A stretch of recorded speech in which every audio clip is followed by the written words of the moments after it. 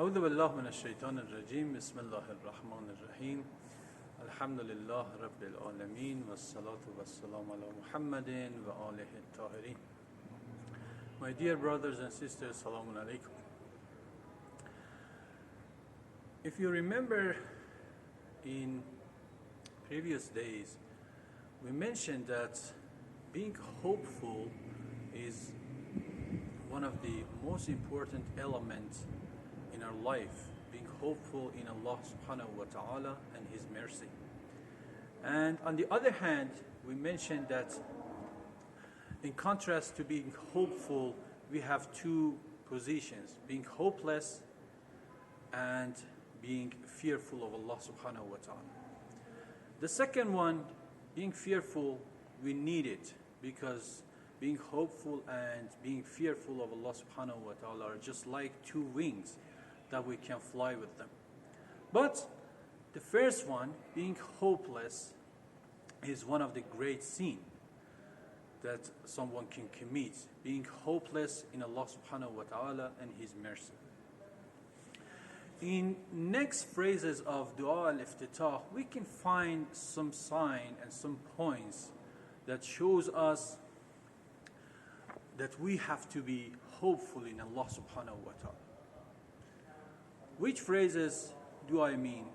I mean this phrase. When we recite فَكَمْ يَا إِلَهِ مِنْ كُرْبَةٍ قَدْ فَرَّجْتَهَا. Oh my Allah, you relieved so many griefs in my life. And we continue وَحُمُومٍ قَدْ كَشَفْتَهَا, and so many sorrow that you removed them from my life. Thinking about these phrases, and there are some other phrases in continue, we can find out that in our life we have lots of grief, we have lots of sorrow, we have lots of problems, that Allah subhanahu wa ta'ala solved them and removed them from our life.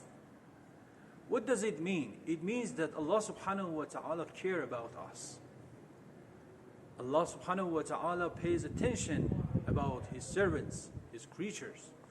And we as His servants and His creatures, we are important for Him. So this shows us that we have to be hopeful.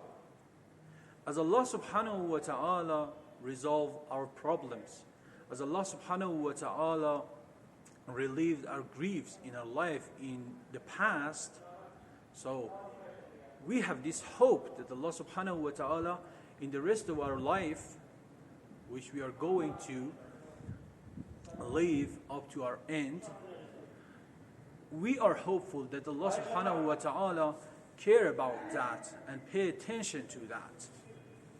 And we continue وَأَثْرَةٍ قَدْ أَقَلْتَهَا, and so many sins and sleeps that you overlooked them in our life. وَرَحْمَةٍ قَدْ نَشَرْتَهَا, and so many mercy that you spread for us in our life. وَحَلْقَةِ بَلَاءٍ قَدْ فَكَكْتَهَا, and there are lots of problems in our life that comes to us just as a ring that it limited the situation for us. For example, our families, they ignore us. Our community ignore us. Our body have some problems and we become patient and we have some problem, for example, in our heart, in our lung. And no one can help us, but Allah subhanahu wa ta'ala comes to us and remove all of that problems and open that ring of problems that's put pressure on us. So these phrases make us hopeful that Allah subhanahu wa ta'ala will continue to do so for us. But unfortunately, in our daily life, we forget about His actions, His mercy, and His blessings in our life. We ask Allah subhanahu wa ta'ala to give us this tawfiq to be aware and to repeat His blessings in our life.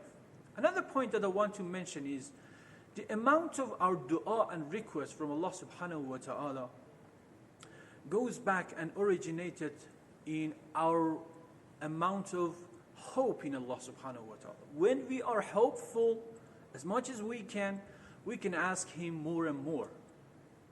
And another point is this: the hopeless one, the one who does not have hope to have a better life in this world, do not ask Allah subhanahu wa ta'ala for reappearance of our beloved Imam al-Mahdi. The one who can pray and ask Allah subhanahu wa ta'ala for hastening in his reappearance is the one who is hopeful in Allah subhanahu wa ta'ala.